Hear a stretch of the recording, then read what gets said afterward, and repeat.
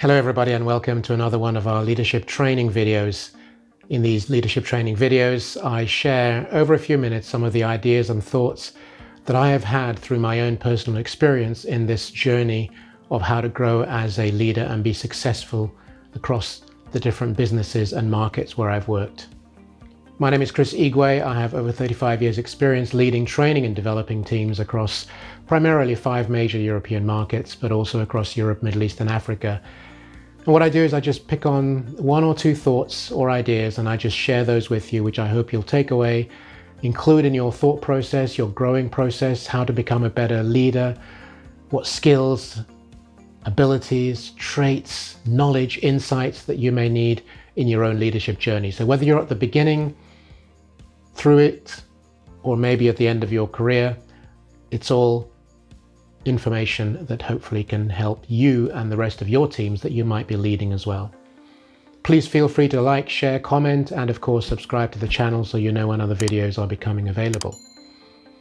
So what we're going to talk about today is, because once in a while I've touched on a couple of individuals who have made a big impact on me in my own journey.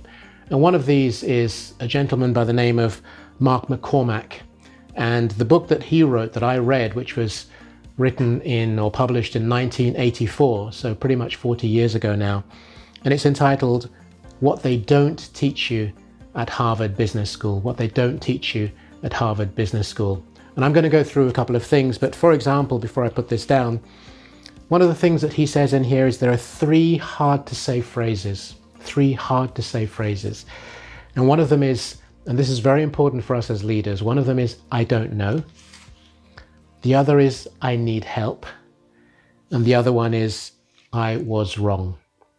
So those are 3 key phrases, but we'll come back to that in another video. For now, I just want to give you a brief insight because many of you may not know Mark Mccormack, but he made a huge, huge impact on me. I talked a while back about Lee Iacocca, who was the CEO of the Chrysler company, for example, and he'd really transformed that company.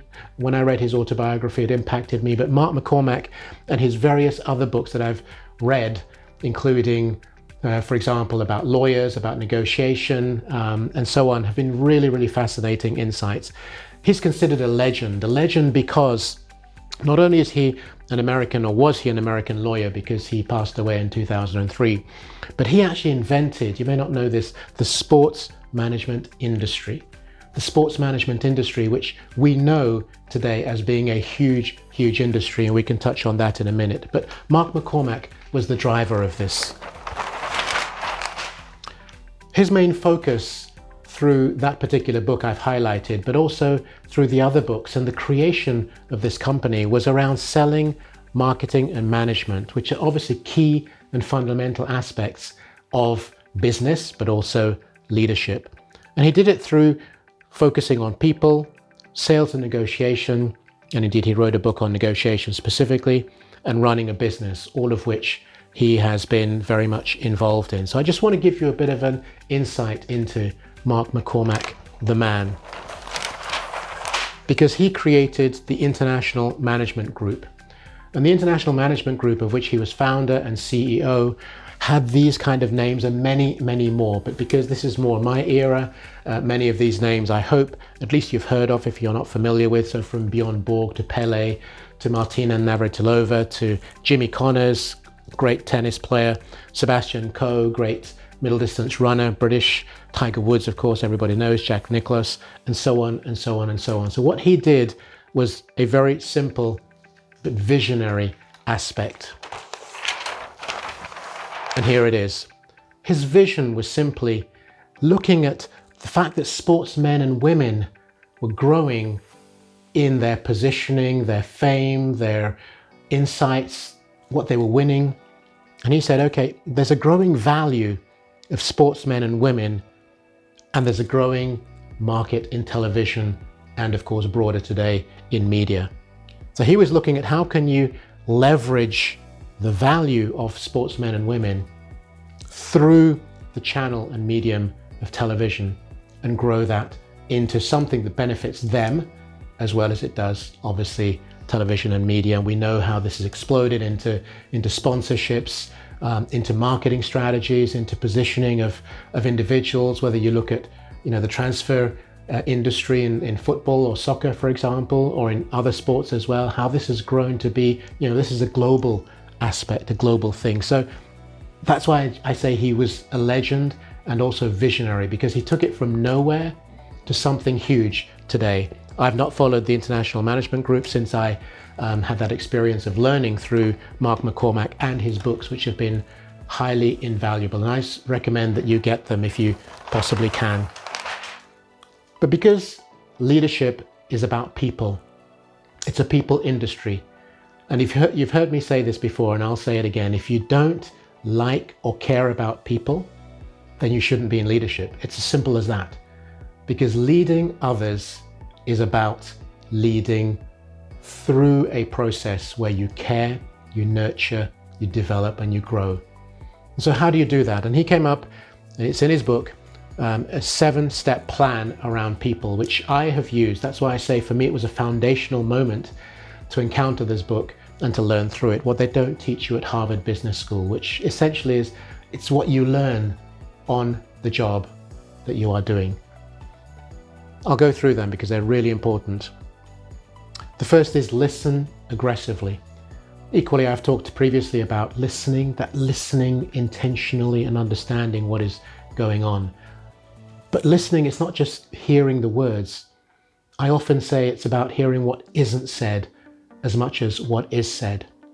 I find that I learn way more from what people don't say than what they do say. And so listening aggressively means total focus, total energy, total commitment to every word, phrase, intonation, how it's being said, and how that comes through. The other aspect is observe aggressively. Now, many of us, when you focus on observing aggressively, you will often listen to the person who is talking to you. But what about trying to look at, and I do this all the time, if I'm in a meeting, or more importantly in a negotiation, I won't just look at the person who's speaking to me. Yes, I need to see what he or she is saying and hear it, but I want to see how the others on that side of the table, assuming that's how it's set up, are reacting or acting. Now, inevitably, you've got to be careful where your eyes go, how you look. So I can focus on someone who's talking to me, but I have peripheral vision because I've learned that over time, and I can see what other people are doing and how things are evolving. So it's about observing aggressively the person who's speaking to you, who you're engaging with, and also everything else that's going around. Now, this might be a very difficult one for a lot of people I know. Talk less. This is not just about negotiation, by the way. This is just about how you lead and develop and grow people. So whether you're in a room full of people, in a meeting, or a larger environment, or it's a one-to-one, this is all the same. Talk less. The other day I was in a meeting, discussion / negotiation, and I was leading it, and somebody who was actually the CEO wanted to develop an argument or discussion, which I knew was not going to be helpful to what we were saying. I was putting some points across. I wanted to see how the other party was acting, reacting to that. I didn't want this person speaking, so I just put my hand on her shoulder as if to say, stop. This is not a moment for you to talk, because I've said something. I want to hear what they're thinking, what their reaction is, the observe aggressively before we then open our mouths again. So talk less. You'll learn so much more than if you talk all the time. Take a second look at first impressions. And this may be a bit confusing, but because we're all, by human nature, we instantly make an assumption around somebody or around people when they first walk into a room, or when we're in a meeting, or they've said something. What is the first impression that they have made? And then think to yourself, maybe I was wrong, maybe I misunderstood, maybe I miscalculated, maybe there's something incongruent around that. So take a second look at your first impression. You do it yourself internally. Now, this could be done afterwards, of course, after your meeting, your discussion, whatever it happens to be, but it could be equally when you are there physically. Take time to use what you learned. So in any conversation, any discussion, any meeting, before making a rash decision, choice, or reaction, look at the information, the data that you have gathered through that process, and say to yourself, how can I use that going forward? So those are the first 5. And then the last couple on this: be discreet. So when you're in a conversation, discussion, meeting with someone, always look to how you can control and manage anything from the emotion to the experience to what you've observed, that second impression or second look at the first impression. It's about being discreet with what you've learned. And unfortunately, in my younger days, I was not able to really use this in the way in which I believe it was intended. I was working on a major international project, Stansted Airport, which is London's 3rd airport. And the area that I was looking after, there was a major disaster in the sense that the glass, which was unique, never been done before, very large outer panes, had been delivered with defects. It was developed by an Austrian company and the subcontractor was a German company. We had to solve it. So I flew to Austria. When we stopped at Vienna, they drove us down to the city where this particular glass was being made. And in the car, whilst going down, that's why I say German and Austrian. So the 2 companies, contractor, subcontractor, were talking in German. I couldn't conceal, or I tried, the fact that I knew what they were talking about, which was more about, okay, how do we solve this? Not in a mean sort of way, but they were trying to, create some idea around how we should solve it and they should solve it. But myself, representing the client, had to make sure that I was heard. Now, unfortunately, they realized, though they were talking in German, they didn't know that I understood and spoke German.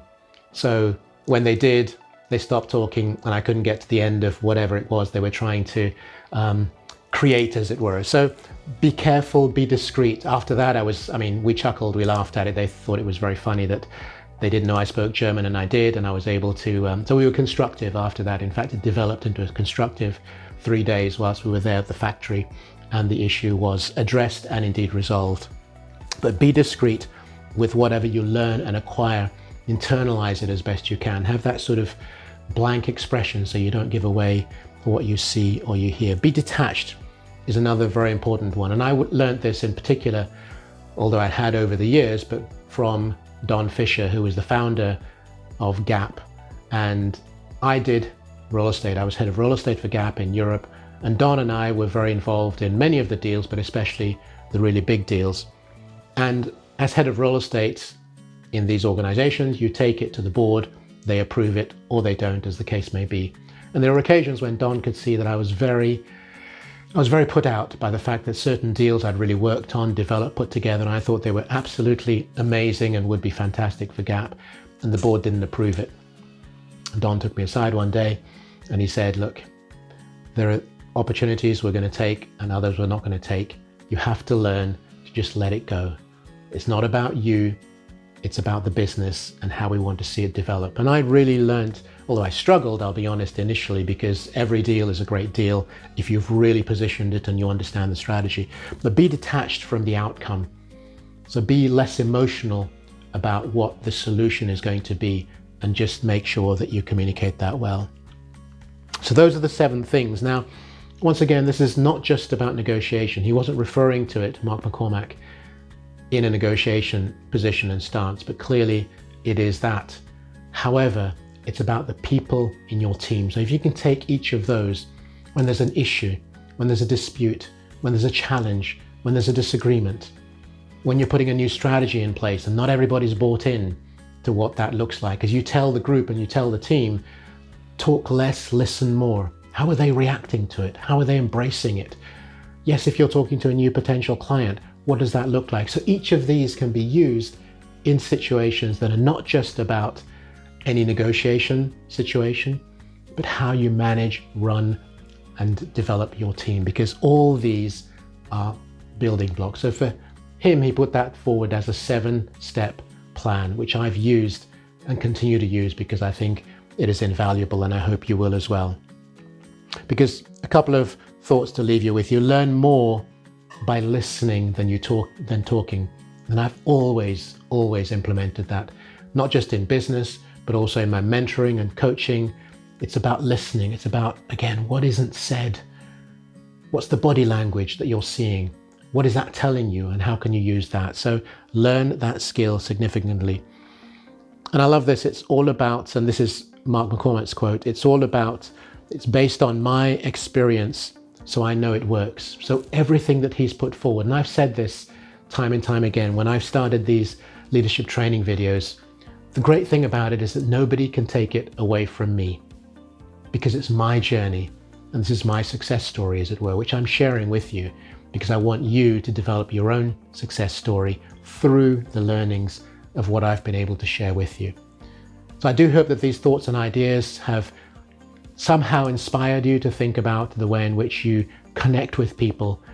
The 7-step plan of Mark McCormack, which I've embraced, and I can say that I own, not in terms of copyright, but I own because I use it in my everyday leadership because it's absolutely invaluable, and they're just total keys. And the great thing about Mark McCormack's writing, by the way, in the books are they're easily accessible, they're easily readable. You understand. In that book that I showed you, I have so many places that are marked up with great questions, great thoughts, great ideas, real stimulating aspects. So I would encourage you, if you can, you want to check it out. Mark McCormack is the person to look into.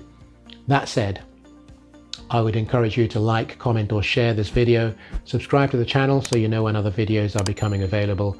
And until the next time, enjoy the journey. I'll speak to you soon. Thank you.